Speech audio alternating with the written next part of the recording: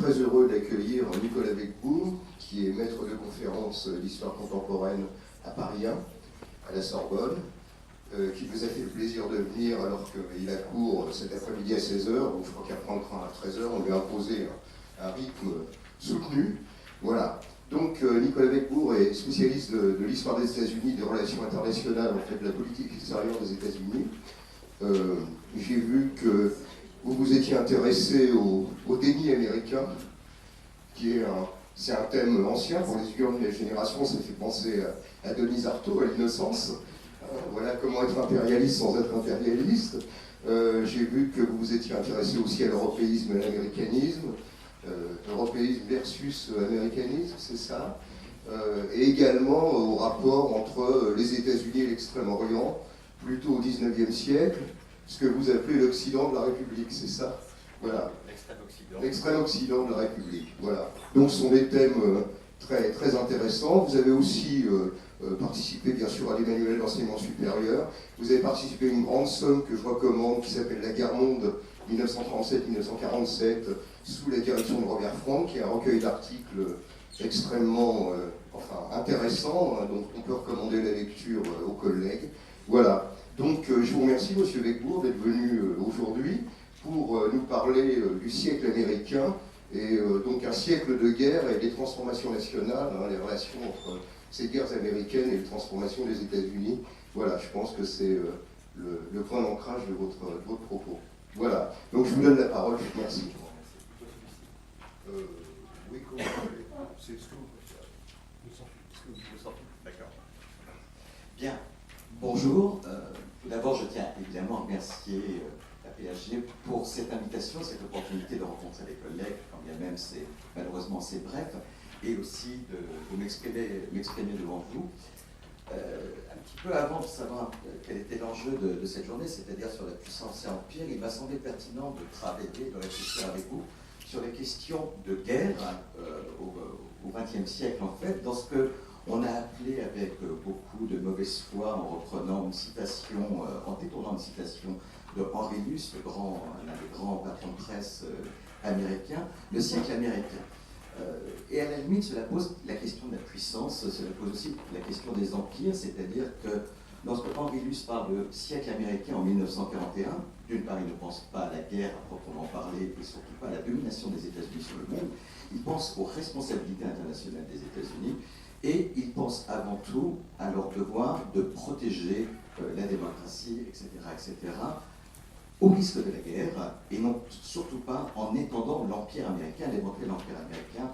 Et pour rebondir sur ce que vous citiez dans la question du déni, finalement c'est de ça dont je veux parler. Je vous rappelle que George Bush, fils, a commenté la victoire en Irak en disant « Nous ne faisons pas l'Empire, nous ne sommes pas impérialistes ». Donc tout est dans les représentations. Et effectivement, si on veut réfléchir sur la guerre et le rapport des États-Unis à la guerre au XXe siècle, donc dans ce qui est en fait un siècle plus large que le siècle américain, on pourrait commencer par évoquer un film qu'un certain nombre d'entre vous ont dû voir, il est passé souvent à la télé, à défaut d'être allé voir au cinéma, en 1970, qui s'appelait Patton, et qui commençait de manière très impressionnante, en pleine guerre du Vietnam, ceci n'est pas neutre, par la vision du général Patton devant un grand drapeau américain, expliquant que les Américains aimaient la guerre, qu'ils aimaient le sang, qu'ils savaient se battre, et que c'était leur passion absolue. Effectivement, en pleine guerre du Vietnam, cette citation, cette référence est extrêmement provocatrice, provocante, et elle insiste plus sur le débat à l'intérieur au sein de la société américaine que sur une réalité. Quand bien même, ce discours a beaucoup plu aux Européens, et particulièrement aux Français, parce que nous associons les États-Unis à la guerre d'une manière ou d'une autre, parce qu'effectivement, les États-Unis n'ont quasiment jamais connu la paix depuis leur naissance, ils sont nés de la guerre. Ils ont connu des guerres permanentes au XIXe siècle, notamment envers les tribus indiennes, mais aussi avec leurs voisins, que ce soit le Canada, que ce soit le Mexique. Puis, l'histoire du XXe siècle est ponctuée par les guerres américaines, quand bien même, si vous regardez à peu près, il n'y a pas plus ou moins de guerres liées aux États-Unis qu'il n'y a de guerres liées à la France. Nous avons simplement un petit peu baissé la garde dans la matière pendant quelques années. Mais cette idée que les Américains soient faits pour la guerre a été reprise, popularisée évidemment par un certain nombre d'ouvrages. Je pense que vous connaissez tous au moins de réputation l'ouvrage de Robert Kagan sur la politique étrangère, un de ses ouvrages sur la politique étrangère américaine, dans lequel il explique avec beaucoup d'à-propos que les Américains viennent de Mars et que les Européens viennent de Vénus, reprenant ça une félicitation, etc., etc., histoire d'expliquer que oui, la guerre est omnisciente.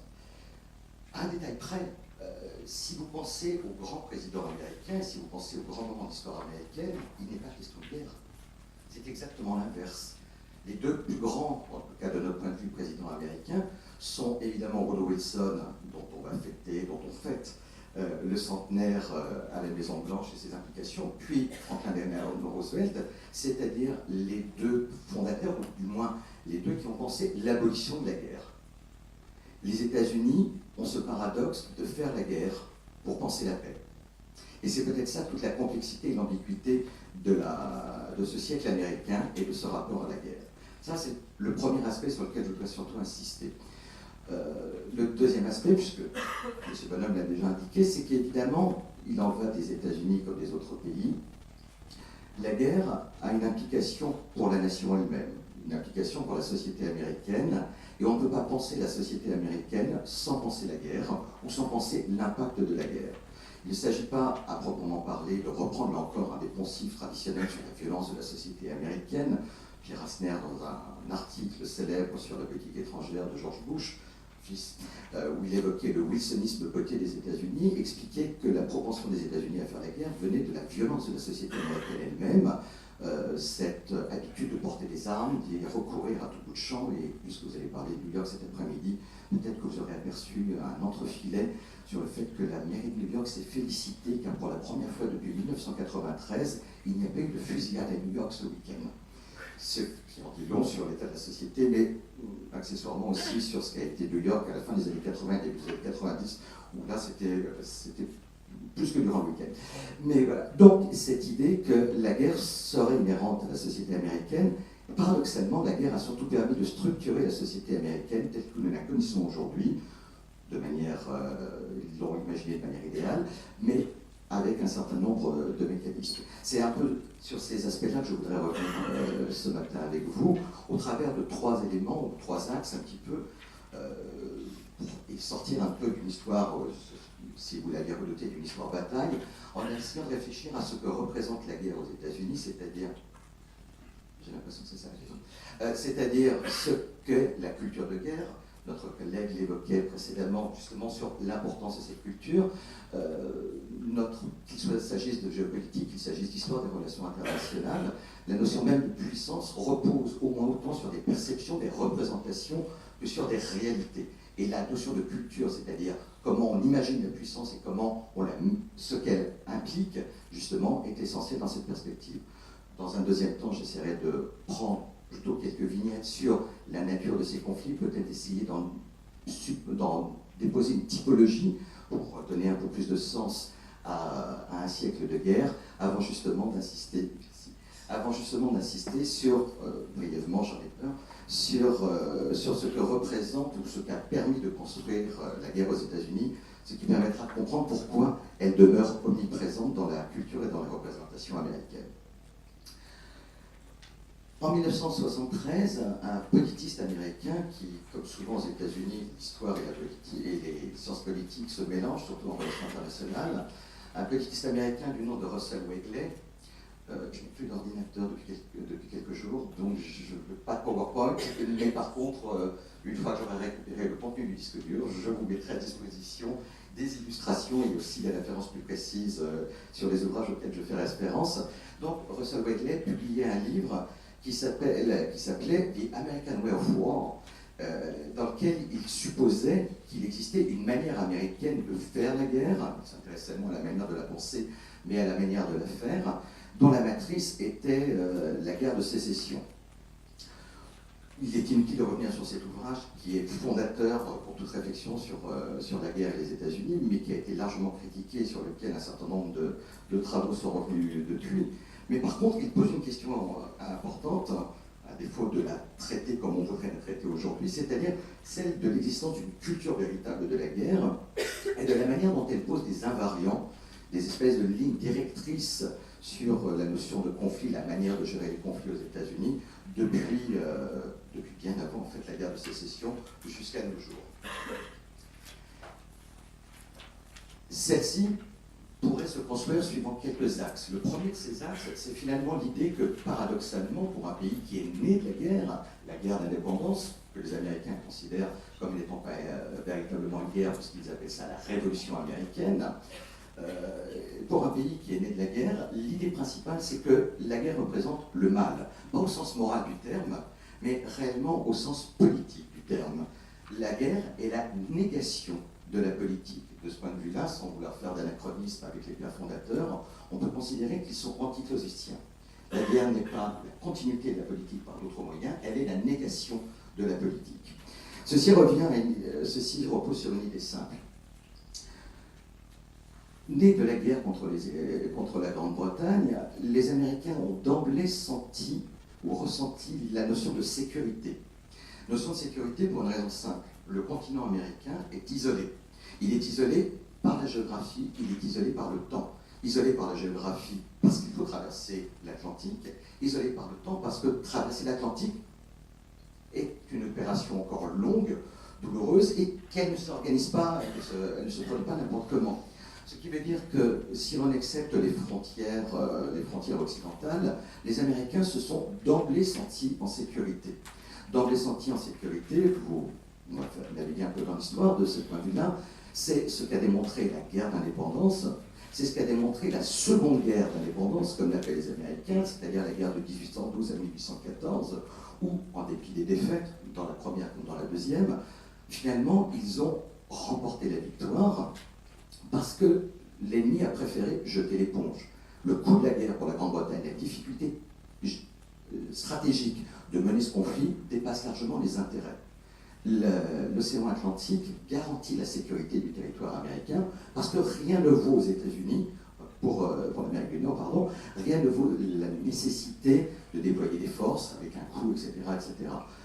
Cette idée est confirmée, par exemple, par le fait que l'Empire américain, le territoire américain, c'est un lapsus sur lequel je reviendrai, le territoire américain s'est étendu au détriment des puissances européennes, à commencer par l'Espagne dans le cas de la Floride, puis la France dans le cas de la Louisiane. Par négociation, les grandes puissances européennes ont préféré céder leur territoire, essentiellement parce qu'il était impossible de conduire une guerre pour protéger ces territoires depuis l'Europe, ou en tout cas le coût était supérieur. À l'inverse, ce sentiment de sécurité se traduit par une insécurité frontalière très très minime à l'égard du Canada. Le problème sera réglé en 1814 et Philippe Chassaigne nous expliquera que malgré tout il va demeurer jusqu'au début du XXe siècle dans les relations avec la Grande-Bretagne. Mais de la même manière, le problème se règle rapidement avec le Mexique, quand bien même il peut y avoir des incursions et des difficultés dans les relations avec le Mexique. Je vous rappelle qu'à la veille de la Première Guerre mondiale, les États-Unis font encore des opérations militaires, conduisent des opérations militaires sur le territoire mexicain, même si officiellement le pays n'est pas en guerre. Non, la raison pour laquelle la guerre est amorale ou immorale aux États-Unis, la raison pour laquelle vient du fait que s'il y a une sécurité vis-à-vis de l'Europe, il n'y a pas de sécurité entre les Américains. La Constitution, la raison d'être de la Constitution américaine est expressément d'empêcher les risques de guerre entre les différents États fédérés qui ont parfois, notamment dans le cas de la Nouvelle-Angleterre, été sur le point de se faire la guerre entre eux pour régler les problèmes de territoire, pour régler les problèmes de dette liés à la guerre d'indépendance, sachant que, quand bien même ces guerres ne seraient pas dramatiques du point de vue des pères fondateurs, le pays est beaucoup trop faible pour pouvoir se permettre le luxe d'une guerre qui les diviserait d'une part, et d'autre part, il est évident qu'en l'absence d'une véritable union des États fédérés, bon, je vous rappelle qu'ils ont quasiment un siècle d'existence pour un certain nombre d'entre eux avant la création des États-Unis d'Amérique, ces guerres permettraient aux Européens de prendre position sur le continent nord-américain. Si vous voulez comprendre ce que cela veut dire, c'est exactement la logique de la doctrine Monroe. C'est-à-dire qu'un conflit local peut entraîner l'intervention de puissances extérieures qui vont s'installer sur le territoire et qui, du coup, vont importer toutes les logiques de rapport de force qu'elles les puissances européennes ont à gérer sur le territoire européen, là encore, pour les pères fondateurs de la fin du XVIIIe siècle, cette idée n'est pas une idée théorique, c'est ce qui a été vécu au travers de la guerre entre la Grande-Bretagne et la France, ce qu'on appelle la guerre de 7 ans, ce que les Américains appellent la guerre franco-indienne, où on a vu justement le continent nord-américain devenir le champ de bataille entre les Français et les Anglais. Si on relit Fenimore Cooper, le dernier des Mohicans, on voit à peu près ce que ça donne. Donc, c'est cette idée. La guerre est un danger pour la Fédération américaine, est un danger pour les Américains. La guerre est quelque chose qu'il faut expressément bannir, et c'est exactement le sens de la Constitution qui vise à rendre harmonieuses les relations entre les différents États et à leur donner un sens commun, un projet commun, sans empiéter sur l'existence des États. Nous sommes au XVIIIe siècle, les États fédérés sont plus puissants que l'État fédéral. Ceci a une conséquence pour nous, c'est que si, à partir de là, l'État fédéral n'a pas pour vocation de s'occuper de la guerre, il n'a pas pour vocation de s'occuper de la guerre, il a pour vocation de garantir la sécurité des frontières des États-Unis, de cette fédération, partant du principe qu'il n'y a absolument pas de danger, ou quasiment pas de danger, donc l'armée fédérale des États-Unis n'ont pas besoin d'armée fédérale. Et il n'y a, à proprement parler, pas d'armée, pas plus d'ailleurs qu'il n'y avait de diplomatie lorsque les États-Unis sont créés, lorsque la Constitution s'instaure, est ratifiée. Il existe une motion qui stipule qu'un ministère des Affaires étrangères est créé et qui doit en fait gérer les affaires courantes, c'est-à-dire fermer les relations diplomatiques avec les pays européens, et puis s'éteindre de lui-même. La grande astuce de George Washington dans la matière, ça a été de confier les sceaux de la République au secrétariat d'État, de sorte que finalement on a conservé cette administration, quand bien même il y a une vingtaine de personnes qui travaillent au département d'État au tout début. Si vous n'avez pas de politique étrangère, vous n'avez évidemment pas de relation avec les autres, vous n'avez pas de guerre. De la même manière, une armée existe, elle doit tenir les ports, elle doit tenir quelques forts, elle doit garantir la sécurité sur les frontières face à un non-ennemi que sont les Indiens, c'est-à-dire une population considérée comme inférieure militairement parlant, qui peut faire des rapines, des pillages, etc., mais qui ne représente pas, un problème militaire. S'il y a une armée américaine, c'est une armée de défense des côtes, donc une marine de la même manière, une marine qui est limitée dans son envergure à la défense côtière et qui, à la limite, doit pouvoir se projeter pour réduire les circulations essentiellement au sein de l'Atlantique. Ce qui implique une conséquence. L'armée américaine est réduite en volume,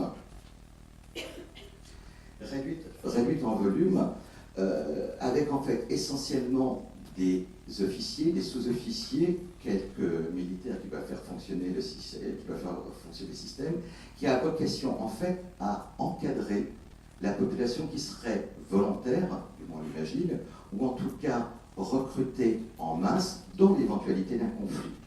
Cette idée n'est pas une idée farfelue, là encore, à l'origine, dans la mesure où c'est ce qui s'est passé avec la guerre d'indépendance. Vous avez des volontaires qui vont se joindre au combat, qui vont s'enrôler pour se battre contre les Britanniques. L'armée américaine est conçue comme étant une armée de citoyens en armes, c'est-à-dire de gens qui vont se mobiliser au fur et à mesure des besoins et qui vont, après un entraînement minimal, nous sommes au XVIIIe siècle, au début du XIXe siècle, vous n'avez pas besoin de savoir grand-chose pour devenir soldat, vont devenir opérationnels. Évidemment, les choses vont se compliquer au fur et à mesure qu'on s'aventurera dans le XXe siècle. Ce sont ces deux éléments qui aboutissent à l'idée que non seulement la guerre est improbable, puisque les Américains sont à l'abri, mais la guerre n'est pas souhaitable, et la guerre détourne les citoyens de leur activité principale, qui est de prospérer économiquement, qui est de jouer leur rôle de citoyen dans la République américaine. La guerre est donc quelque chose qu'il faut bannir.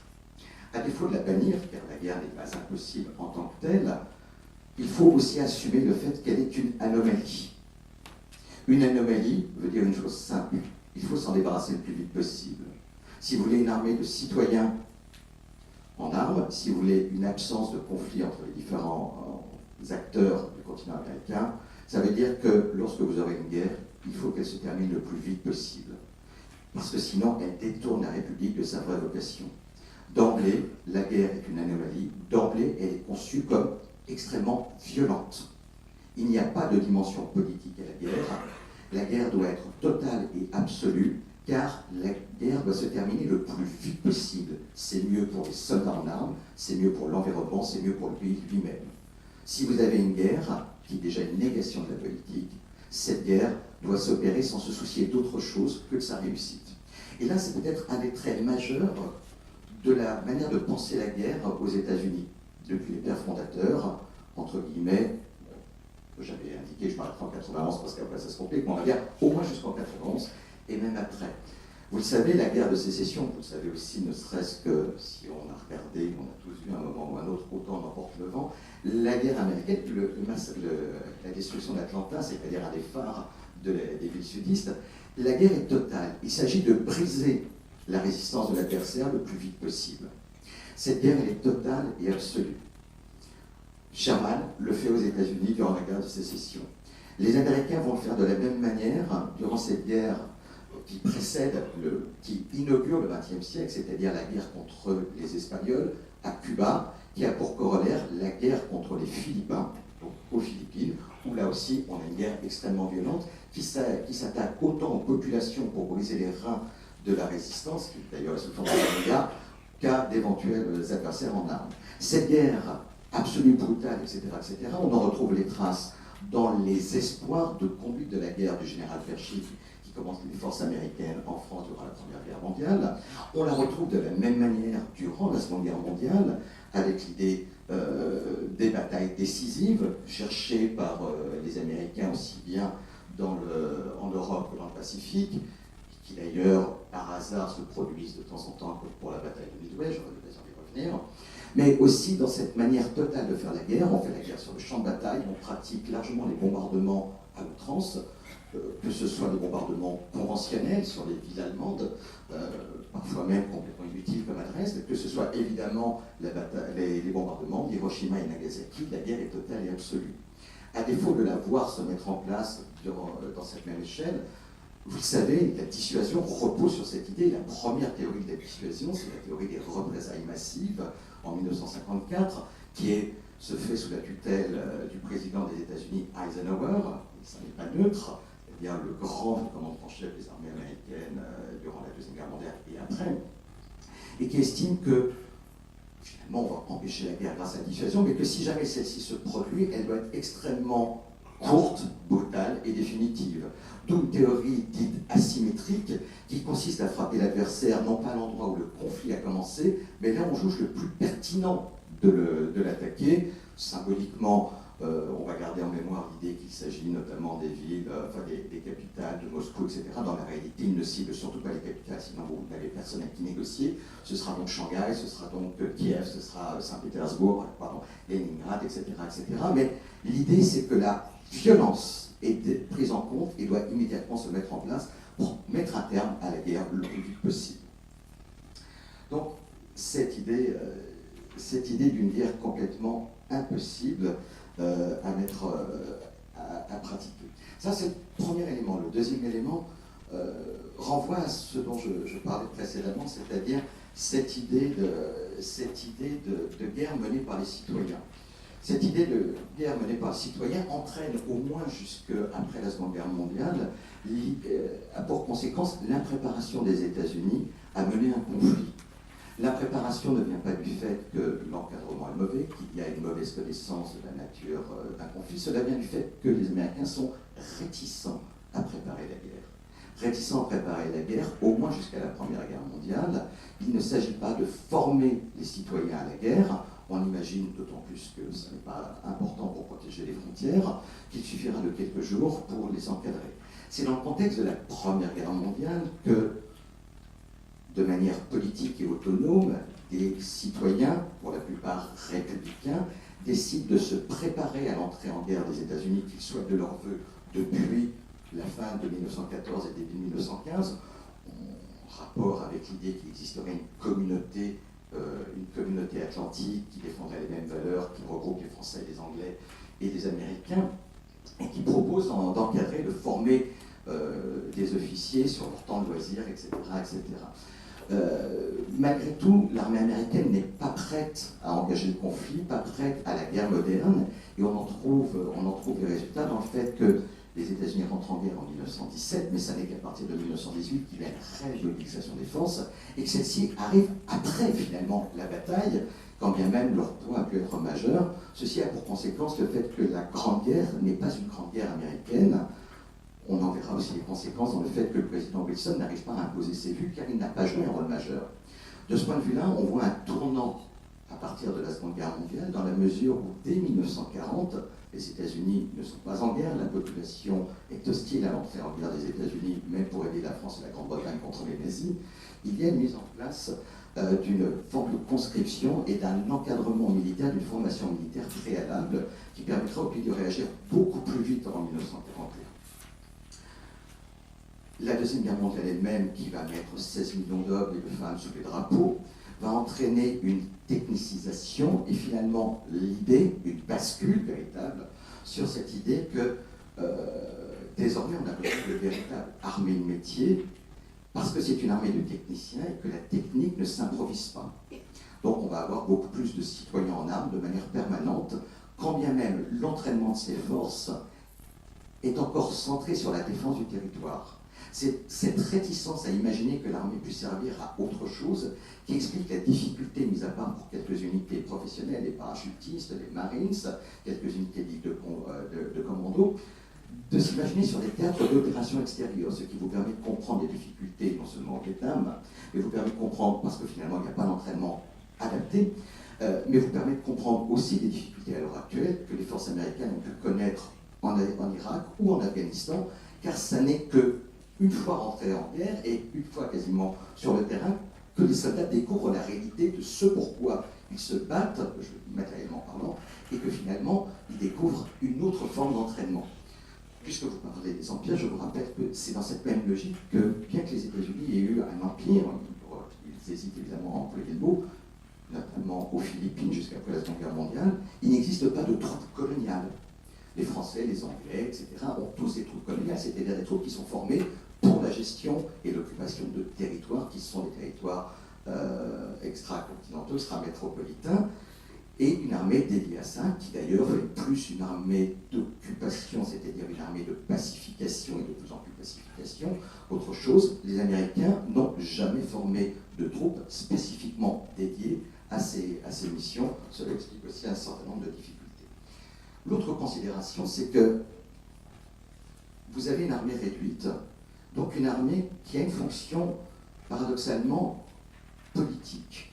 Elle est là pour encadrer les citoyens, elle est étroitement liée aux citoyens. Cela explique, encore un autre paradoxe, le fait que cette armée étant liée aux citoyens, elle ne fait pas de politique. Elle ne fait pas de politique car elle est en marge de la société. Les grands officiers américains sont apolitiques, ce qui explique pourquoi, dans un certain nombre de moments, notamment au XXe siècle, vous avez ce recours ou cette référence aux grands héros de la guerre, car les grands héros sont ceux qui ont servi la nation sans aucun lien politique, ils ne sont ni de droite ni de gauche, ni républicains ni démocrates, ils ne sont pas liés, comme on peut avoir en France, à un héritage monarchique ou à un héritage bonapartiste, etc., etc. Ils servent la nation. Si on devait prendre un symbole absolu de cela, évidemment le général Eisenhower, qui a fait toute sa carrière grâce et sous les administrations démocrates, et qui va devenir président républicain. Il navigue de l'un à l'autre bord sans aucune difficulté, mais dans une période plus récente, on peut penser à Colin Powell, qui a été approché aussi bien par les républicains que par les démocrates. Il était aussi celui qu'on imaginait être le premier président de couleur aux États-Unis, et qui a renoncé pour des considérations personnelles, mais qui n'avait aucun mal à être candidat ni pour l'un ni pour l'autre.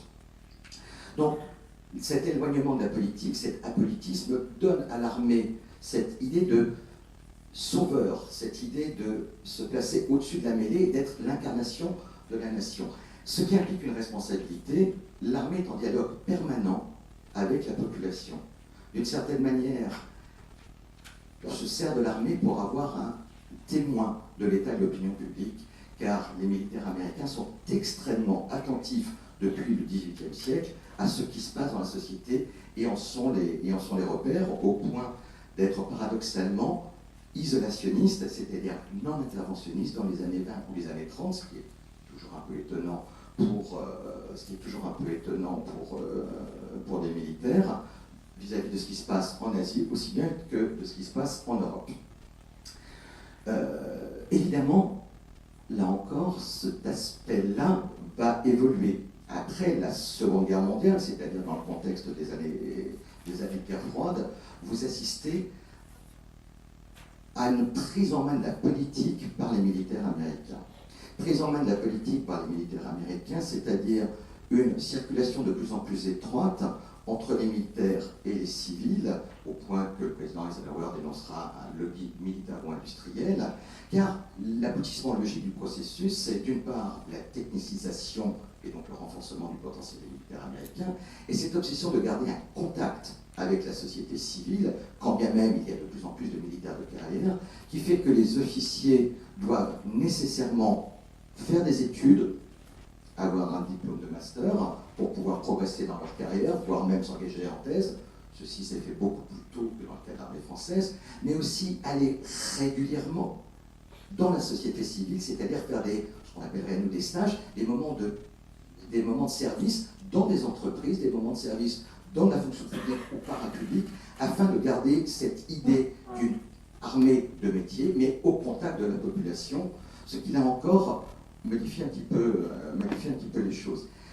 Ce qui paradoxalement continue à imposer chez les militaires américains l'idée que la guerre doit se faire pour les citoyens et non pas pour d'autres objectifs, et donc que jusqu'au bout on va garder cette idée d'une guerre rapide, etc., dont on retrouvera les traces. Il faut que j'accélère un tout petit peu. Parce qu'effectivement, la guerre doit être rapide, on l'a dit, et la conséquence de tout ça, c'est aussi que la guerre doit avoir du sens. Si la guerre est une contradiction pour la société américaine, si la guerre est nuisible à la société américaine, il faut qu'elle en vaille la peine. Une guerre est une parenthèse dans la vie politique de la nation, mais elle représente un sacrifice. Elle représente un sacrifice, donc elle doit servir à quelque chose pour la nation. Cela entraîne deux choses. Nécessairement, pour justifier l'anomalie, la diabolisation de l'adversaire. L'ennemi représente toujours le mal. Qu'il soit politique, l'Espagne est une puissance, en 1898, l'Espagne est une puissance colonisatrice, c'est une puissance qui martyrise la population cubaine, ce qui est assez hypocrite de la part des Américains qui viennent à peine de sortir de leurs guerres indiennes, mais c'est pas grave. Ils sont anticléricaux, ce qui est aussi un paradoxe, parce qu'ils ont tué, ou du moins ils sont supposés avoir tué quelques sœurs américaines missionnaires.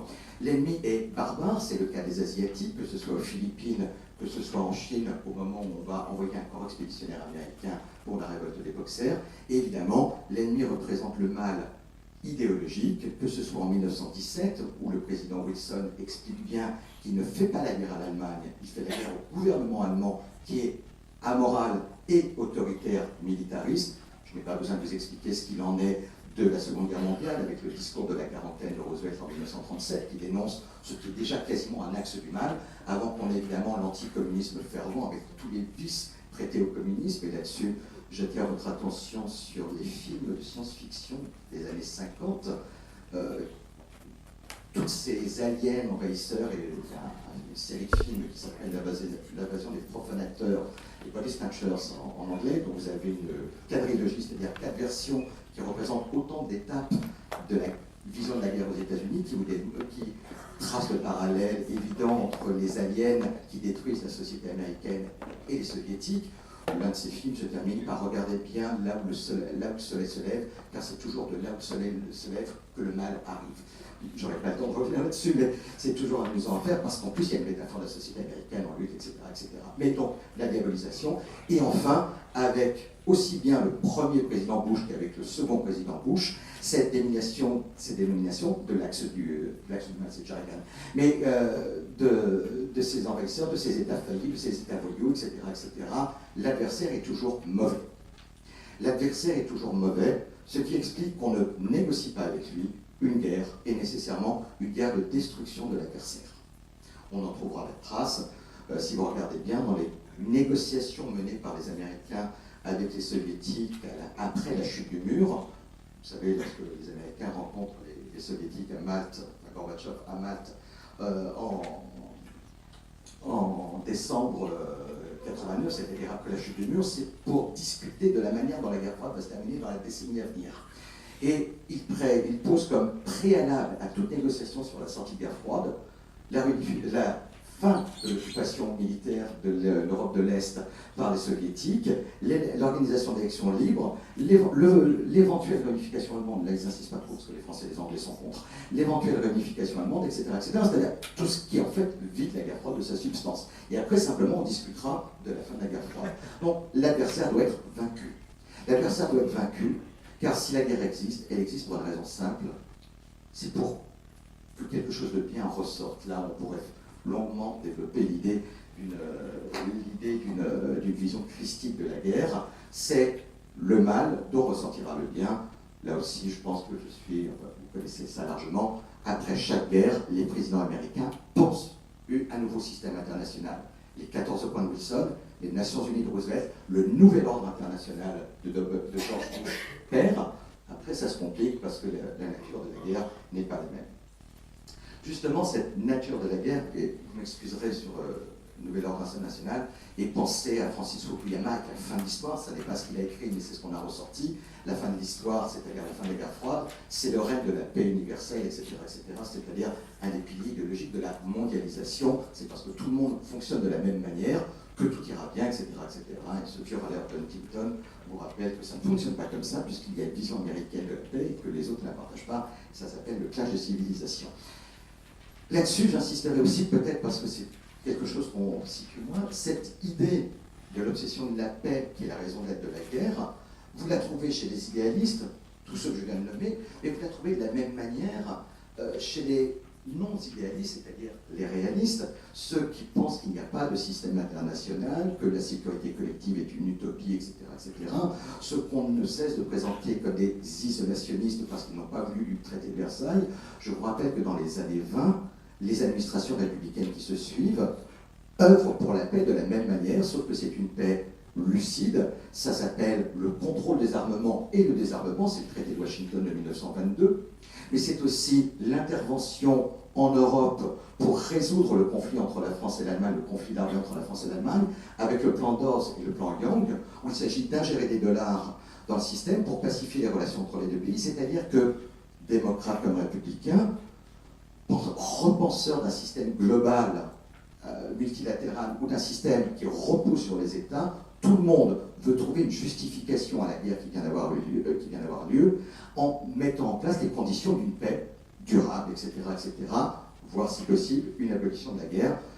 Donc voilà, pensez bien qu'on n'a pas besoin d'être Wilson ou Roosevelt pour le faire, on peut aussi être un affreux républicain, cynique, etc., et vouloir la paix de la même manière, et œuvrer pour la paix avec une autre manière de faire. Le temps passe, malheureusement, mais comme on a commencé en décalage, je suis un petit peu perturbé.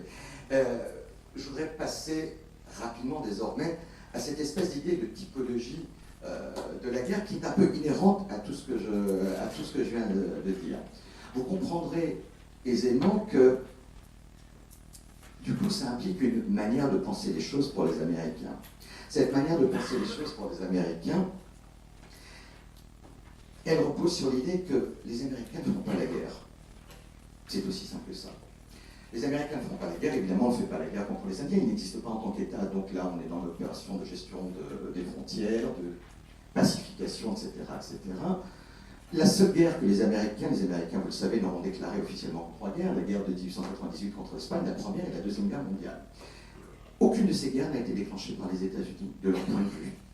Vous le savez, en 1898, la guerre est lancée contre l'Espagne parce que, dans le cadre d'une opération de médiation, un navire américain s'est invité dans le port de la Havane, le Maine, et il a été coulé dans le port de la Havane. Bon, on sait rapidement qu'il n'a pas été coulé, c'est un vieux navire, quand bien même c'est un des fleurons de la flotte américaine, et il a explosé tout simplement parce qu'il est vieux, mal entretenu, que la cambuse, les réserves d'armement sont à côté du moteur, qui lui-même a explosé, causant la destruction du navire. C'est pas grave, tout le monde veut la guerre, ou un certain nombre de gens veulent la guerre, mais les États-Unis ne déclarent pas la guerre pour le plaisir de déclarer la guerre. Ils la déclarent parce que les Espagnols ont frappé les premiers. On retrouve la même logique en 1917. Là, c'est une nécessité. Le président Wilson s'est fait élire en novembre 1916 sur l'idée qu'il était le président de la paix, qu'il tenait le pays en dehors de la guerre. Et en avril 1917, soit un mois après avoir commencé son deuxième mandat, il déclare la guerre. Et son discours est très net en la matière. Il déclare la guerre suite aux agressions allemandes. Suite aux agressions allemandes, vous verrez un tout petit peu que là, on commence à rentrer dans l'ère de la politique et donc de la manipulation des masses, car tout le monde comprend, et nous répétons cela à l'envi, que, évidemment, ces agressions allemandes, c'est le Lusitanien.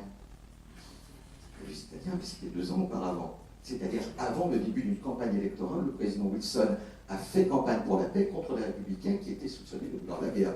Donc, l'argument est un petit peu fallacieux. Le télégramme Zimmermann fait doucement rigoler tout le monde, puisque depuis la doctrine Monroe, etc., et on sait que l'Atlantique est tenu par les Britanniques, donc il n'y aura pas de danger. Bref, les Américains sont officiellement agressés, c'est pour ça qu'ils rentrent en guerre. 1941, au moins de choses sont claires. Les États-Unis rentrent en guerre après Pearl Harbor et la guerre s'étend aux alliés du Japon. La guerre froide, qui n'est pas une guerre, je vous le rappelle, puisqu'il n'y a jamais eu aucun coup de feu officiel entre les Soviétiques et les Américains, c'est ça le paradoxe de ce conflit, et il se termine sans un seul coup de feu, en tout cas à Berlin. La guerre froide est aussi quelque chose de subi. Vous connaissez le télégramme de George Kennan, ce monsieur X publié par Foreign Affairs, qui explique la politique agressive et désespérément agressive de Staline, parce que c'est un psychopathe, parce que de toute façon il sait que le système communiste ne peut pas fonctionner, que le seul moyen pour le communiste de survivre, c'est de détruire le capitalisme. Et la doctrine Truman, qui est le moment fondateur de l'entrée en guerre froide, stipule bien qu'il s'agit d'aider des pays qui sont agressés de l'extérieur et par des agents de l'intérieur communistes, la Grèce et la Turquie, et le fil en aiguille, etc., etc.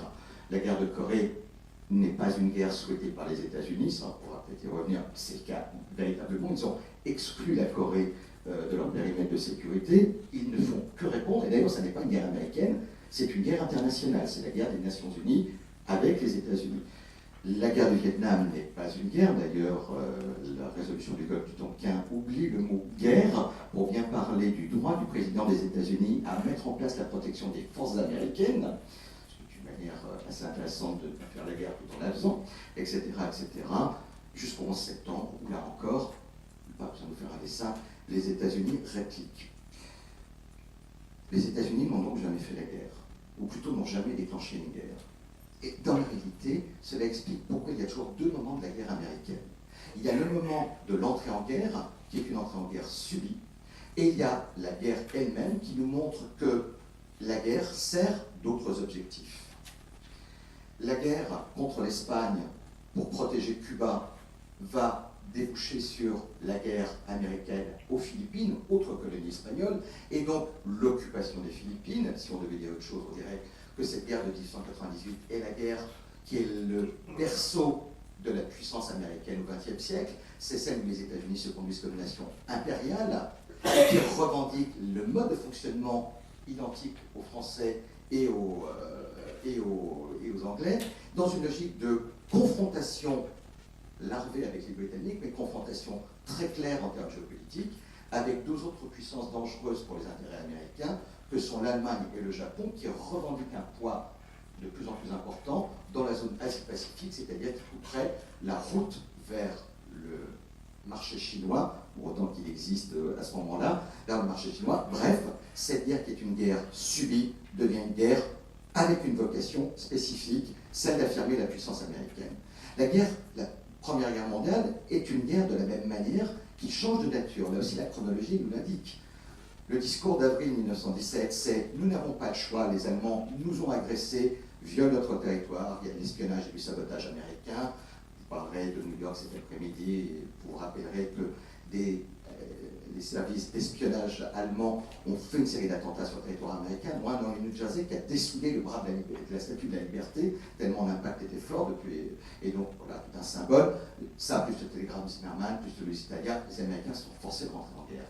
Quasiment un an plus tard, Wilson propose les 14 points. C'est-à-dire une autre raison de faire la guerre, qui est l'affirmation des États-Unis. On est passé de la reconnaissance du droit à la neutralité des États-Unis en 1917. Vous n'avez pas voulu reconnaître notre droit à la neutralité, on vous déclare la guerre, ils ont fait la même chose en 1812 contre les Anglais, à l'affirmation de, puisque nous sommes en guerre, on va aussi jouer sur tous les tableaux et donc proposer une solution. La Deuxième Guerre mondiale, de la même manière, propose exactement le même mécanisme, 41 Pearl Harbor, on finit avec la Déclaration des Nations Unies, c'est-à-dire en janvier 1942, la guerre a changé de nature, on se bat contre les Japonais parce qu'ils nous ont agressés, mais rapidement on mobilise la communauté internationale, puisqu'il en reste, pour se battre contre ce que Roosevelt avait déjà dénoncé en 1937, c'est-à-dire le mal que représentent les régimes fascistes, nazis et militaristes du Japon, etc. etc. La guerre froide, c'est exactement la même chose. Elle commence en Grèce et en Turquie avec la doctrine Truman. On va avoir déjà un ricochet, un rebond en Corée, dans certaines mesures au Vietnam. Mais on finit par aboutir à une guerre qui a pour vocation de modifier le système international, c'est-à-dire d'imposer une fois pour toutes les valeurs occidentales, et pas simplement les valeurs américaines, celles du libéralisme politique et économique, etc., etc. Donc les guerres américaines sont toujours en deux temps. On n'a pas de choix. Et puis, puisqu'on y est, on va en profiter pour. Et à chaque fois, ce sont des guerres qui correspondent à des intérêts américains avec une vocation globale. Si vous regardez dans le détail les premiers points des 14 points de Wilson, qui sont de ce point de vue-là caricaturaux, ce que Wilson revendique, c'est la liberté de circulation maritime. Ça tombe bien, c'est parce que ce droit de circulation maritime a été bafoué que les Américains ont été obligés de rentrer en guerre. La diplomatie publique est une nécessité aux États-Unis. Je vous rappelle que c'est le Congrès qui valide les décisions des négociations américaines. On en saura quelque chose en 1920. Donc, là encore, c'est une adaptation du système américain. Je n'ai pas le temps, mais vous regardez les premiers points, vous verrez qu'exactement, ils correspondent à des intérêts immédiats des États-Unis. Intérêts immédiats qui précèdent la Première Guerre mondiale. La doctrine de la porte ouverte est déjà dans cette logique et annonce les 14 points, quand bien même c'est évidemment une doctrine républicaine, ce qui montre bien en la matière. Donc, vous avez ce genre de mécanisme et les États-Unis sont conduits à s'imaginer comme le porte-parole d'une communauté internationale. On est passé de l'affirmation de l'existence des États-Unis sur la scène internationale en 1998 au fait d'être les porte-drapeaux d'une communauté internationale entre la première, l'opinion publique. Wilson fait appel à l'opinion publique internationale. Demain, j'avais de jolies affiches qui vous montrent, faites par les Américains, en français, en anglais, etc. etc. Avant que ce soit le cas pour Roosevelt qui coordonne les Nations Unies, avant que ce soit évidemment tout le cas du bloc occidental, dans le cadre de la guerre froide. Ce qui vous amène à penser qu'on passe. Les guerres affichent la fin de l'isolationnisme américain, mais en étapes. La première guerre 1898 est une guerre purement nationale. La deuxième guerre, la première guerre chronologique, donc 1898, puis la Première Guerre mondiale, puis la Seconde Guerre mondiale, sont des guerres dont les enjeux dépassent de plus en plus les intérêts strictement américains. Et s'accompagnent du fait que les Américains se considèrent comme un pays au sein de la communauté internationale, à un pays représentatif de la communauté internationale, à un pays leader de la communauté internationale entre 1898 et 1991. Et c'est aussi le signe qu'il n'y a finalement, il n'y a pas d'isolationnisme en la matière, même s'il y a de tout petits épisodes durant les années 30, mais le reste du temps, c'est la manière dont les États-Unis s'affirment. S'affirment, y compris à l'intérieur de cette communauté internationale. En 1917, les États-Unis sont co-belligérants, partenaires. En 1900, durant la Deuxième Guerre mondiale, ils sont alliés. Cette alliance, je vais m'appeler tout... Cette alliance est une alliance à parts égales, même si progressivement les Anglais et les Américains s'affrontent sur la stratégie, sur l'organisation de l'après-guerre, etc., etc. Et vous voyez les Américains s'affirmer. La guerre froide est une guerre menée par les États-Unis au nom des autres, que ce soit dans le cadre de l'OTAN, que ce soit dans le cadre des Nations Unies, avec la Corée, etc., etc. Le nouvel ordre international, c'est l'ordre défini par les États-Unis. Et après, nous serons carrément dans l'unilatéralisme, c'est-à-dire qu'il existe une communauté internationale qui est américanisée. On a déjà vu se mettre en place dès la Deuxième Guerre mondiale. Et puis ceux qui sont hors du système sont des parias du système international. La preuve, n'oubliez pas, la Chine rentre à l'OMC. Enfin, tout le monde s'organise et tout le monde rentre dans ce système international. Le temps passe malheureusement, je voudrais quand même aborder 3 questions, donc je vais revenir là-dessus. Il y a aussi une évolution des guerres. Directement, 1898 est la première guerre de projection des États-Unis. C'est la première guerre où les États-Unis quittent leur continent et leurs frontières. 1917, donc la Première Guerre mondiale, c'est la première guerre moderne, c'est-à-dire celle où on apprend qu'il faut former les soldats et pour les préparer. C'est aussi la première guerre industrielle, ce qui explique que c'est une victoire en creux des États-Unis. Si vous regardez la chronologie, après l'offensive allemande de l'automne 1918, c'est parce qu'ils n'ont pas pu vaincre les Français et les Anglais et prendre les ports de l'Atlantique que les Allemands préfèrent signer un armistice, parce qu'ils savent que, quand bien même l'armée américaine est quasiment nulle en volume sur le continent européen et inadaptée à la guerre, la puissance américaine a une telle ampleur qu'il est désormais impossible de gagner la guerre, quand bien même il n'y a plus de front à l'Est. La Première Guerre mondiale est gagnée par les Américains par simplement le fait qu'ils existent. Ils sont la promesse de la victoire, ils ne sont pas la victoire. La Deuxième Guerre mondiale a une caractérisation qui en fait un moment de rupture, c'est que c'est une guerre épique, c'est la guerre des valeurs américaines. C'est la guerre qui illustre comme un western, de ce point de vue-là c'est merveilleux, qui illustre comme un western la société américaine.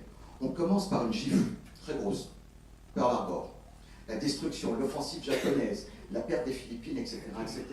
L'homme est à terre. Mais grâce à ses valeurs individuelles, à ses valeurs morales, et la bataille de Midway qui se joue sur quelques hommes, on pourrait presque paraphraser Churchill et la bataille d'Angleterre, montre qu'il suffit que quelques hommes se dressent pour sauver la situation. Et c'est en appliquant nos valeurs, nos qualités, notre capacité à nous organiser, notre sens du dévouement, tatati et tatata, que nous obtenons la victoire. La Deuxième Guerre mondiale se raconte aux États-Unis comme une métaphore de la société américaine et de ses valeurs libérales. La guerre froide est plus complexe encore, car en fait, elle n'existe pas. Il y a trois guerres froides, plutôt trois guerres qui coexistent en même temps. Vous avez la raison d'être de la guerre froide, que nous connaissons bien. Elle commence avec la doctrine Truman, elle commence avec le plan Marshall, et elle se termine avec la chute du mur. L'épicentre de la guerre froide, c'est Berlin. C'est l'Allemagne. Si vous regardez les archives concernant la crise de Cuba, Kennedy le dit, si je laisse les missiles à Cuba, je perds Berlin. Berlin est au cœur de la réflexion stratégique. Vous avez ce niveau de la guerre froide. Ce niveau de la guerre froide est important car c'est un niveau où les États-Unis fonctionnent avec leurs alliés européens comme des partenaires, jusqu'à accepter les atermoiements de la France, que ce soit la crise de la CED ou le retrait de l'OTAN. Imaginez le retrait de l'OTAN de la France et voyez ce que ça donne quand les Hongrois ou les Tchèques veulent partir. Vous verrez comment les alliés, les Européens fonctionnent avec leurs alliés. Mais il y a une deuxième guerre froide. Cette deuxième guerre froide, c'est celle que se mènent directement les Soviétiques et les Américains. C'est la guerre de la dissuasion, celle de la course aux armements, puis celle du désarmement progressif avec la limitation des armements, les accords SALT, puis avec le système complet. Cette guerre coexiste avec la guerre froide en Europe, mais n'est pas liée. Et la vraie question se posera pour comprendre l'après-guerre froide, c'est-à-dire ce qu'est la politique étrangère américaine, où on va mettre le curseur entre ces deux-là. Puis vous avez une troisième, qui là pour le coup est celle de la guerre, et qui est paradoxale. Les États-Unis font la guerre au Vietnam, en Corée et au Vietnam, qui sont des zones hors du périmètre, qui ont des périmètres qui ont défini la raison d'être de la guerre froide. On se bat pour empêcher l'occupation de l'Europe centrale et occidentale par l'Union soviétique de Staline. C'est la doctrine de l'endiguement de George Kennan, idéologiquement de George Kennan, puis revendiqué par l'administration Truman. Il n'est absolument aucunement fait mention de ce qui se passe en Asie, au point que, quelques semaines avant l'invasion de la Corée du Nord, Dean Acheson a expressément affirmé et montré que la Corée du Sud n'était pas dans le périmètre de sécurité des États-Unis. La guerre a lieu dans des endroits où la guerre n'a aucune raison d'être, ni pour la guerre froide, ni pour la sécurité nationale. J'attire votre attention sur le fait que c'est tellement vrai que l'adversaire des États-Unis, indépendamment des troupes locales, l'adversaire des États-Unis dans la zone, c'est la Chine. Les seuls à avoir tiré sur des soldats américains sont les Chinois, qui n'ont jamais été en guerre, évidemment, parce qu'il y a des conséquences très dramatiques. La guerre froide s'est terminée, la Chine est toujours une puissance communiste, enfin, avec un socialisme de marché, donc c'est un peu plus compliqué, mais je ne suis pas d'ennui, puisque je suis filmé, que j'y vais régulièrement, donc c'est toujours un pays communiste. C'est toujours une puissance nucléaire, c'est toujours la grande puissance régionale de l'Asie, c'est-à-dire que la guerre froide s'est terminée alors que l'adversaire de la guerre froide n'a jamais tiré sur les États-Unis et inversement. et que le seul adversaire véritable des soldats américains durant la guerre froide n'a pas changé de nature. On a simplement décidé qu'il n'était plus dangereux, etc., etc. Donc cela implique une certaine réflexion en la matière. Enfin, je vous avais promis, j'aurais dû, avant de tourner les pages, vous me laissez encore 5 minutes. 5 minutes, oui. Voilà. Enfin, il y a deux natures de guerre, justement par rapport à tout ce que je viens de vous dire. Il y a la guerre finalement justifiée et justifiable parce qu'on est agressé, parce qu'elle renvoie à un projet. Ces guerres-là sont des guerres populaires, c'est-à-dire que la population soutient la guerre. Vous avez des guerres qui sont en contradiction avec tout ce que je viens de vous raconter, qui sont des guerres qui d'emblée affichent une ambition spécifique. Celle de 1898 est un petit peu ambiguë, on fait la guerre pour libérer Cuba, et on verra après. Celle-là passe bien, celle aux Philippines passe moins bien. Mais ces guerres à ambition spécifique sont la guerre de Corée, sont la guerre du Vietnam, c'est-à-dire des guerres limitées, contrôlées, où vous ne pouvez pas mettre en place justement cette idée d'une guerre rapide, d'une guerre absolue qui mette un terme à la guerre, c'est-à-dire user de toute votre puissance, parce qu'il s'agit de la garder limitée dans un contexte supranational, plus compliqué, etc. etc. C'est-à-dire c'est la guerre où l'armée américaine ne peut pas donner son plein essor. Ces guerres, parce qu'elles sont avec des objectifs cyniquement identifiables, parce qu'elles sont des guerres géopolitiques et pas des guerres idéologiques, c'est-à-dire de représentation de la société américaine, parce qu'elles ne permettent pas de faire la guerre comme on devrait la faire, c'est-à-dire rapidement et efficacement, sont des guerres dont l'impopularité est colossale.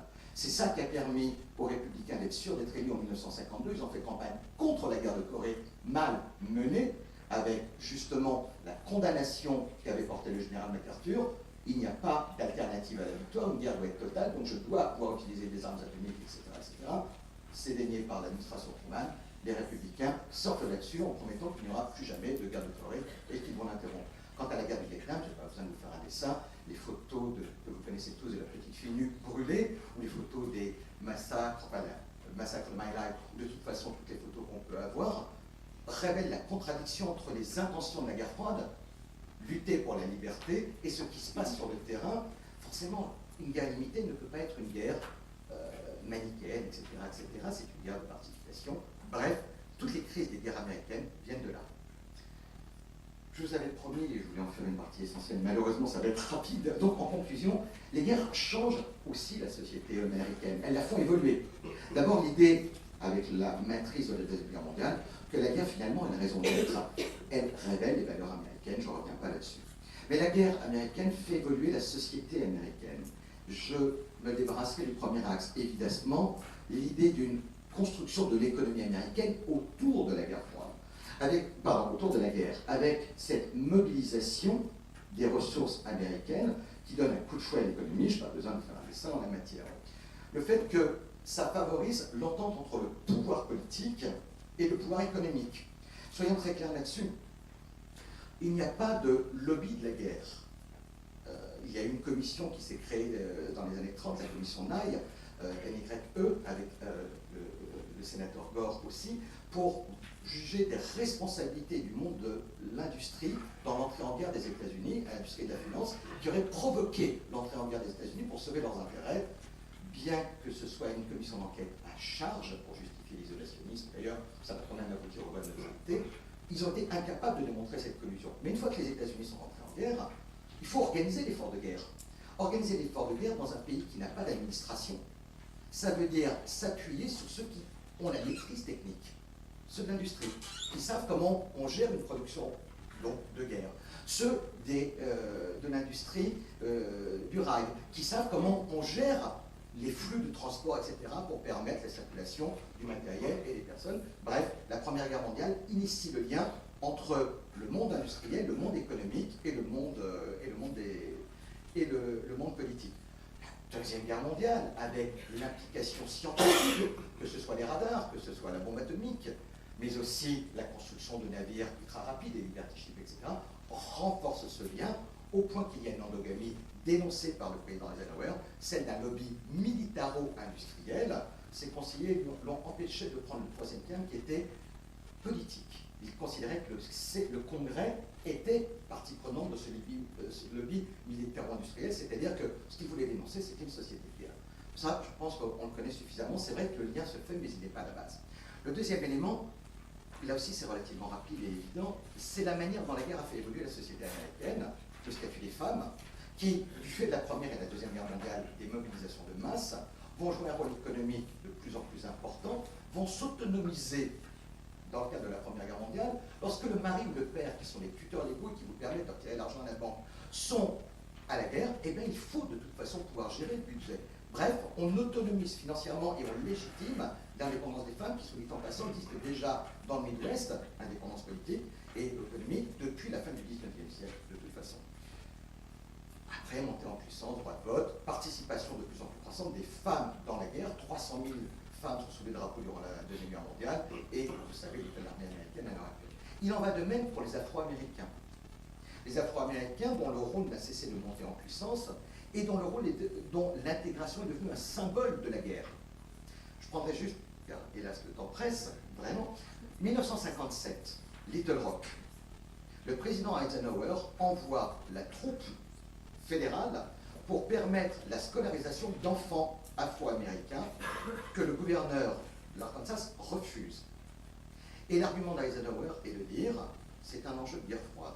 Je ne peux pas dire que je mène une guerre froide au nom des libertés, et, soit dit en passant, tout particulièrement vers le tiers-monde qui est en train d'émerger après la conférence de Bandung, et dans le même temps permettre la ségrégation. Donc, l'évolution du statut des Afro-Américains, et je vous rappelle qu'entre 1948 et justement ces années 50 et 60, elle est co-dirigée par l'État américain au travers de mesures juridiques. Vous avez vu Mississippi Burning sur les derniers soubresauts de l'affaire. Évidemment, cette co-gestion entre les revendications des mouvements civiques purement afro-américains et blancs et l'État s'explique par la situation de la guerre froide. Et il y a justement cette légitimité en la matière. Le troisième point, là aussi assez connu, c'est le bouleversement de des institutions américaines elles-mêmes. En 30 secondes, car je pense que je ne vous apprendrai rien, mais c'est essentiel, c'est la présidence impériale. La présidence impériale pour et par la guerre. Vous le savez, Lincoln avait pris tous les pouvoirs durant la guerre de sécession. Son successeur se voit frappé d'une mesure d'empêchement pour un prétexte fallacieux, une mesure qui ne passe pas, mais la présidence est brisée. Wilson a repris le flambeau et l'autonomie de la Maison-Blanche par rapport aux institutions, par rapport aux États fédérés. Dans le cadre de la Première Guerre mondiale, c'est aussi pour ça que les républicains vont lui briser les reins au moment de la non-ratification du traité de Versailles. Ils ne sont pas isolationnistes, très peu. Par contre, ça leur pose un certain nombre de problèmes. Mais il s'agit de ramener la Maison-Blanche à sa place, de ramener la présidence à sa place pour mettre en place une présidence modeste. Roosevelt va remettre en cause l'idée même des institutions, la philosophie des institutions, se faisant réélire en 1940 pour un troisième mandat. Il n'a jamais été créé à ce moment-là qu'il n'y aurait pas de troisième mandat. C'est simplement Washington qui a décrété qu'il n'y aurait pas de troisième mandat, puisque lui était usé par le pouvoir, donc 2 mandats c'était suffisant. Et il est réélu, brisant un mythe. Là, par contre, le Congrès stoppe l'élan. Il va y avoir un amendement pour empêcher une réélection, pour empêcher une troisième élection. Mais au sortir de la Deuxième Guerre mondiale, évidemment, vous avez un renforcement du pouvoir fédéral. Ce renforcement du pouvoir fédéral étant mis en place avec la création du Pentagone, qui fédère la force de guerre américaine, et surtout de cet objet de fantasme qui est le Conseil de sécurité nationale, où autour du président, les principaux acteurs de la guerre froide se réunissent pour l'aider à concevoir une politique au nom de la sécurité nationale. Ces acteurs sont des militaires, sont des diplomates, sont des représentants du ministère du budget, des finances et du commerce. On va y adjoindre tous ceux qui s'occupent finalement de l'industrie, etc., etc. Quel est l'enjeu de la sécurité nationale? C'est-à-dire ce qui justifie la guerre froide, l'American Way of Life. C'est la première ligne de tout document. C'est-à-dire que la guerre froide fait que le président des États-Unis incarne, définit ce qu'est l'American Way of Life, puisque personne ne sait à proprement parler ce que cela peut vouloir dire, et qui va définir toute politique de sécurité nationale en fonction de cela. Le président a droit à tout. Et vous constaterez, et ce sera quasiment ma conclusion, qu'il y a une tension permanente. La guerre est le hors norme. Dès que la guerre s'arrête ou dès qu'elle diminue, justement, il y a une volonté de revenir dans les cadres, de revenir dans les clous, de renoncer à la guerre. Prenons 2 exemples. La détente. Bon, pas la détente au Vietnam, justement. La détente entre les Soviétiques et les Américains. fait que le président Nixon est moins important qu'avant. C'est tout le sens de la doctrine Nixon, la guerre froide est en train de se terminer, c'est pour ça qu'il va américain, c'est pour ça qu'on fait les accords SALT avec les soviétiques. Il tombe sur une affaire d'une banalité affligeante, le Watergate. Même aux États-Unis, un président qui ment, c'est bizarre, c'est pas choquant non plus, pensez à tout ce qu'a fait son prédécesseur Kennedy, qui a menti effrontément pendant, alors c'était pendant la campagne électorale, mais il parle d'un missile gap alors qu'il est responsable de la commission des armes des affaires étrangères, qui sait qu'il n'y a pas de missile gap, et qu'en face de lui, il y a un candidat vice-président des États-Unis qui ne peut pas le détromper, parce que pour le détromper, il faudrait qu'il avoue qu'il a des renseignements sur l'Union soviétique, donc il trahisse un petit peu ses sources, etc. C'est d'une malhonnêteté à toute épreuve, ça marche. Et Kennedy va passer son temps à mentir, vie privée, vie publique, on s'en moque. Le président de la détente, c'est-à-dire de l'avenir de la paix, c'est Nixon, c'est exactement le Watergate, et immédiatement dans la foulée, le War Power Act, c'est-à-dire comment le Congrès reprend la main sur la diffusion des troupes américaines à l'étranger, puisqu'il va autoriser tous les 90 jours le déploiement des forces américaines. L'autre exemple de la guerre hors norme, Clinton. Personne ne veut être candidat en 1992 contre Bush qui vient de gagner la guerre froide, pas mal, la guerre au Koweït, c'est-à-dire il vient de fonder le nouvel ordre international, c'est l'homme absolu, il n'y a pas un leader de renom du Parti démocrate qui veut aller au casse-pipe, parce qu'en général, une défaite, ça vous règle un petit peu la carte. Finalement, on tombe sur ce type avec sa voix un peu aigrelette, etc., inconnu, et qui a trouvé, il fait campagne pour le retour à la normale. The Economist, il fait occupe-toi des Américains, c'est ça qu'ils veulent. Et contre toute attente, pour avoir vécu aux États-Unis à cette époque, je peux dire, maintenant c'est facile de dire que c'est évident, mais à l'époque, là, franchement, il n'y a pas grand monde qui y croyait. Clinton, était un génie médiatique. Contre toute attente, il réussit. Dès que la guerre se termine, les Américains veulent un retour normal, y compris au sein des institutions. Bref, je suis navré, j'ai survolé la fin. Voilà à peu près ce qu'il en est. La guerre définit les États-Unis au XXe siècle, la guerre se comprend, et je voudrais dire, parce que j'ai oublié de le mentionner, la guerre fait l'identité américaine. Imaginez qu'en 1917, en 1914, les Américains ne veulent pas rentrer en guerre, officiellement parce que la population se diviserait avec ceux d'origine allemande, ceux d'origine italienne, ceux d'origine autrichienne, etc., etc. Ça se passe déjà pas en 1917, finalement ça se passe bien. En 1942, il n'y a plus de problème avec les... Pardon, en 1941, il n'y a plus de problème avec les Américains d'origine européenne. Au contraire, les Italiens vont même aider avec certaines relations avec la mafia, etc., etc. Et il n'y a pas de souci pour les Américains d'origine allemande. Les seuls qui ont des soucis, ce sont les minorités visibles, les Japonais, qui vont être citoyens américains d'origine japonaise, internés, on va leur retirer leurs droits civiques, etc., etc. Durant la guerre froide, vous n'avez pas d'étrangers sur le territoire américain, vous n'avez plus de doute. Vous avez des gens qui ne pensent pas bien, d'où le macartisme, qui réactive des choses mises en place durant la Première Guerre mondiale contre les Allemands, qui elle-même réactivait une logique du début de la fin du XVIIIe siècle. Donc c'est le macartisme, penser autre chose que la doxa, c'est-à-dire être pro-communiste, c'est ne pas être américain, c'est politiquer sur les activités non-américaines, mais c'est déjà de l'individualisme. Après le 11 septembre, bon, ça ne se passe pas toujours très bien pour les Américains d'origine musulmane, mais il n'y a rien qui soit comparable à la manière dont on a fait brûler les Allemands dans les granges en 1917. Rien sur la privation des droits civiques pour une catégorie de la population américaine comme en 1942. Pour avoir des amis d'origine musulmane aux États-Unis, c'était pas facile, ils se sont fait cracher dessus, voire bousculer, etc., etc. Mais il n'y a rien.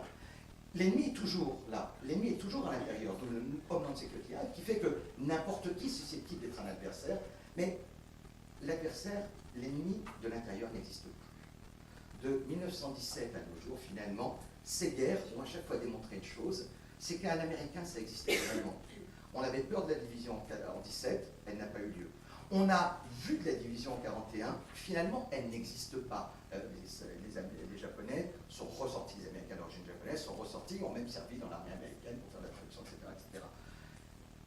Le péril rouge, qui parfois donnait le péril afro-américain aussi d'ailleurs, finalement n'a pas débouché sur grand-chose. L'Amérique s'est aussi construite, ou plutôt resolidifiée, n'oubliez pas, on en parlait tout à l'heure, c'est une nation d'immigrants, au moins dans sa mentalité, s'est construite au travers des guerres.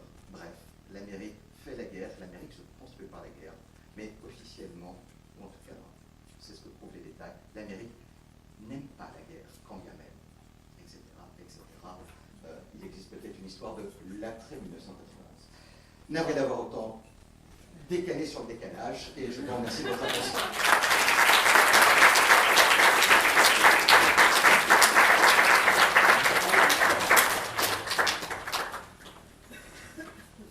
Merci, Monsieur Vécro.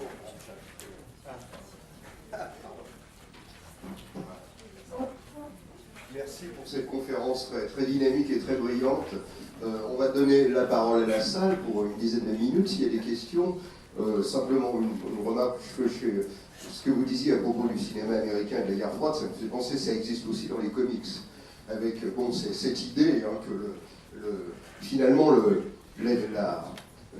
quand la cellule familiale américaine se disloque en même temps les valeurs familiales et que l'enfant élevé seulement par sa mère dans une famille disloquée bascule dans le communisme et dans le monde des communistes. Voilà, ça existe aussi Le discours de dans la bande cuisine dessinée. entre Khrouchtchev et Nixon montre quelle est la place de la femme dans la société américaine de la guerre froide. À la cuisine avec l'électroménager et 3 à 4 enfants. Oui, c'est ça, c'est Betty Friedan, ouais. Est-ce qu'il y a des questions dans la salle? Il y a un micro ambulant, donc... Ah ben aussi, voilà.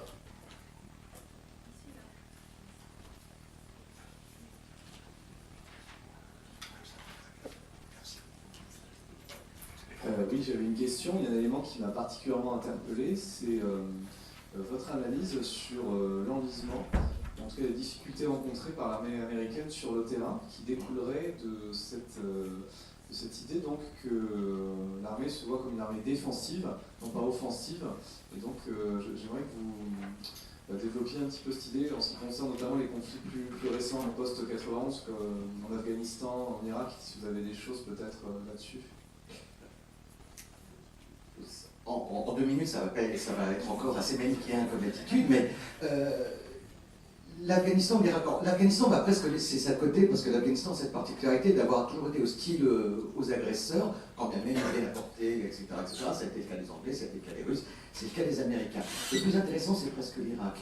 L'Irak est la conséquence d'une mauvaise lecture de la Seconde Guerre mondiale. À une époque reculée de ma vie, j'étais aux affaires étrangères, donc il se trouve que j'étais diplomate à ce moment-là, que je connaissais déjà par d'autres raisons un certain nombre de diplomates américains, qu'on avait des grandes conversations. Les Américains lisent la presse Seconde Guerre mondiale sur l'idée qu'on peut reconstruire un pays et importer la paix, comme ils ont fait au Japon et en Allemagne. J'avais tendance à penser que c'était surtout Staline qui avait fait tout ça. Sans Staline, il n'y a pas de paix en Europe, il n'y a pas d'Union européenne, etc., etc. Mais une chose est sûre. D'abord, on détruit l'adversaire et ensuite, on lui amène un certain nombre de choses. Ça, déjà, ça pose un certain nombre de problèmes.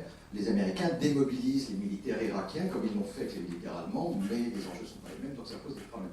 L'armée américaine n'est pas entraînée, y compris à la fin des années 90, pour être une armée de pacification. Pacification au sens gestion de la territoire extérieure, etc., etc.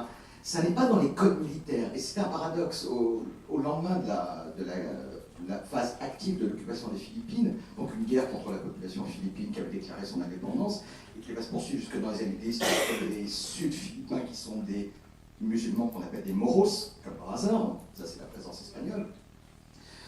L'armée américaine est obligée d'occuper le terrain, de créer des dispensaires, d'organiser des élections, d'aider la population locale, et elle est quasiment incapable de le faire. On a même fait venir des soldats spécialistes des guerres indiennes, c'est-à-dire un petit peu plus rompus aux minorités et aux barbares, etc., pour le faire.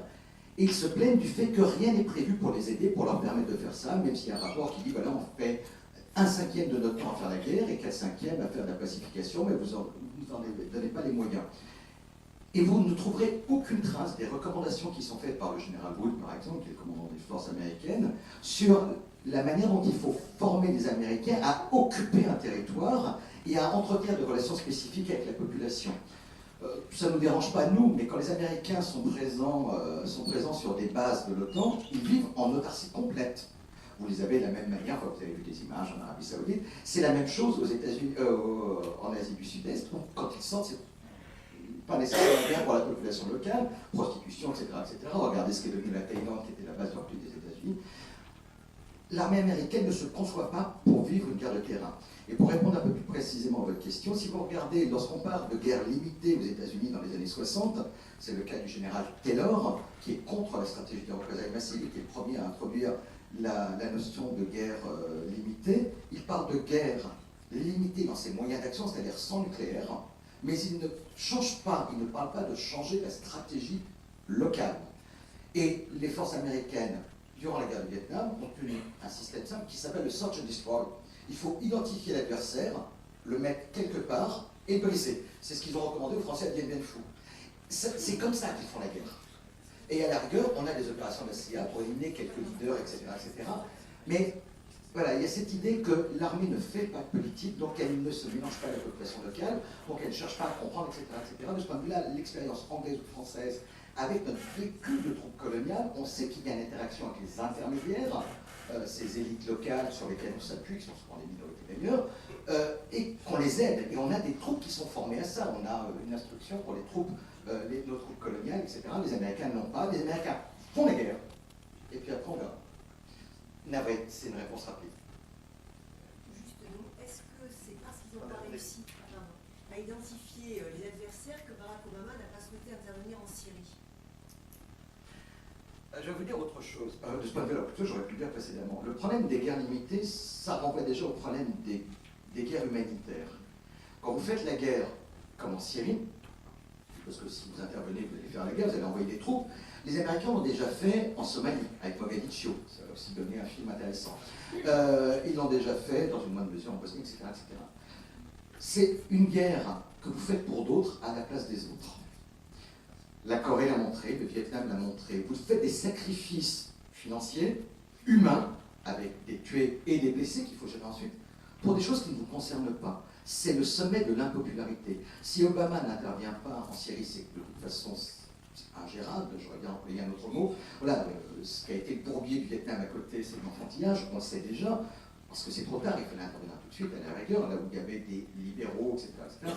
Mais parce que, en fait, ça veut dire qu'on demande aux Américains de supporter toutes les conséquences de la guerre, tous les drames liés à la guerre, pour des choses qui ne les concernent absolument pas. Les guerres limitées et les guerres humanitaires, ce sera la leçon finalement du système, en tout cas aux États-Unis où la démocratie est importante, ça n'a aucun sens, c'est électoralement un suicide. Voilà. Donc, vous faites ça, vous envoyez vos troupes en Syrie, vous êtes sûr que vous donnez naissance à une Amérique isolationniste, unilatéraliste plus exactement, finalement c'est ce qu'on va avoir. Voilà. Mais on n'intervient pas. Somalie, c'est le mot-clé. Alors, je voudrais reprendre le terme que vous venez d'utiliser, là.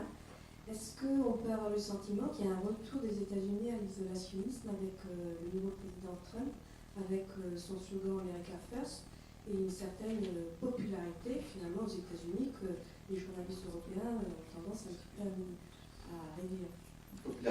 Popularité, parce qu'en fait, il y a deux Amériques, comme il y a peut-être deux France, etc., etc. L'Amérique cultivée, intellectuelle, qui est celle que connaissent les journalistes, n'est pas tout à fait l'Amérique populaire, etc. Mais je pense que on parle de populisme en Europe et en France, c'est à peu près de la même manière. De manière provocatrice, je veux dire que l'isolationnisme n'a jamais existé. C'est pas compliqué. Les Américains ont toujours été concernés par les affaires du monde. En 1823, l'un des enjeux de la doctrine Monroe, c'est que disait le texte, c'est j'interviens pas, vous n'intervenez pas dans les affaires d'Amérique latine. Faut dire qu'en passant, les Américains n'ont pas les moyens d'appliquer la doctrine Monroe, ils le font parce qu'ils savent que les Britanniques, je pense qu'on va en parler, les Britanniques ont les moyens de le faire et qu'ils leur ont proposé de faire une déclaration conjointe. En échange de quoi, je n'interviendrai pas dans les affaires européennes. C'est bien, il y a une guerre civile en Grèce à la même époque. Une partie de l'intelligentsia et de la population américaine veut que les États-Unis interviennent pour soutenir les Grecs, alors que les Français, les Anglais, les Russes, personne ne veut soutenir les Grecs. Voilà. Et le président des États-Unis ne veut pas se lancer, ou son ministre des Affaires étrangères, qui a fait un discours qui disait l'Amérique n'a pas vocation à détruire les monstres à l'extérieur. Bref. On a une politique de ses moyens. On a appelé ça, nous, par raccourci, l'isolationniste, c'est juste la politique de ses moyens. Les Américains se sont toujours sentis concernés, sont toujours impliqués par les choses. S'ils sont neutres en 1914, c'est parce qu'ils savent que les Américains, les citoyens américains, sont impliqués avec les Autrichiens, avec les Français, avec les Anglais, les Belges, etc., etc. Bref, vous faites la guerre contre les uns et vous créez une guerre civile chez nous. Les Américains, qu'on qualifie d'isolationnistes dans les années 20, je faisais référence tout à l'heure, organisent la plus grande conférence de la paix concrète en 1922 sur le désarmement, le traité de Washington, avant d'intervenir économiquement pour stabiliser les relations entre la France et l'Allemagne, donc c'est le plan Dov, c'est le plan Young, avant de signer, mais ça c'est une manipulation politique, le pacte Briand-Kellogg qui met la guerre hors la loi. Dans les années 20, l'Amérique est ultra présente. C'est plus compliqué dans les années 30 où la population est clairement isolationniste. Là, il y a un vrai moment d'isolationnisme, par déception par rapport à l'Europe, et vous avez une division entre les élites américaines interventionnistes, le président Roosevelt qui a ce discours de la quarantaine en 1937, qui fait tout pour que les États-Unis soient l'arsenal des démocraties en 1940, c'est-à-dire au moment où la population américaine est hostile, elle entre en guerre aux côtés de la France et de la Grande-Bretagne, etc., etc. Ce qui est une manière de répondre. Jusqu'à présent, vous n'avez jamais eu de moment où le pouvoir américain était isolationniste. Il n'a pas été soutenu par l'opinion publique. Il n'a pas eu les moyens d'une politique étrangère interventionniste. Mais il se sent concerné par les affaires du monde. Par contre, sa puissance fait qu'il est unilatéraliste. Et vous regarderez, les Américains ne veulent pas de la SDN, les républicains, parce que les Américains seraient noyés dans la SDN. Même les Anglais sont plus puissants, puisqu'il y a les Anglais, plus les voix de l'Inde, plus les voix de l'Australie, du Canada, etc., etc. Les Américains adorent le multilatéralisme des Nations Unies, surtout quand ils le dominent. Le Français fera à peu près la même chose, rassurez-vous. Donc voilà, ils croient au multilatéralisme quand ils sont à la tête du multilatéralisme. L'OTAN, c'est très bien, parce que nous sommes les patrons de l'OTAN. Derrière tout ça, et c'est aussi ça la globalisation, et c'est aussi ça la globalisation, on fusionne une vision du monde et une vision de la communauté internationale. Tant que les deux fonctionnent bien, on appelle ça du multilatéralisme. Quand ça ne fonctionne pas, on appelle ça l'isolationnisme, en fait de l'unilatéralisme. Mais voilà, c'est juste une question de sémantique à proprement parler. Mis à part les années 30, où là on trouve des traces concrètes, les Américains ne sont jamais réellement isolationnistes. La porte ouverte, c'est le symbole de l'inclusion des Américains dans un système international pacifié, etc. etc. Je ne peux pas rentrer dans les détails, mais voilà. Non, ça n'existe pas. Et Trump est encore plus unilatéral, il s'occupe de tout. C'est pas parce qu'il ne veut pas intervenir en Syrie qu'il trouve que voilà, il intervient pour aider les Saoudiens ou les Israéliens. Il n'y a pas d'isolationnisme. Je crois qu'il faut s'arrêter là. Merci beaucoup, monsieur Egbo. Voilà.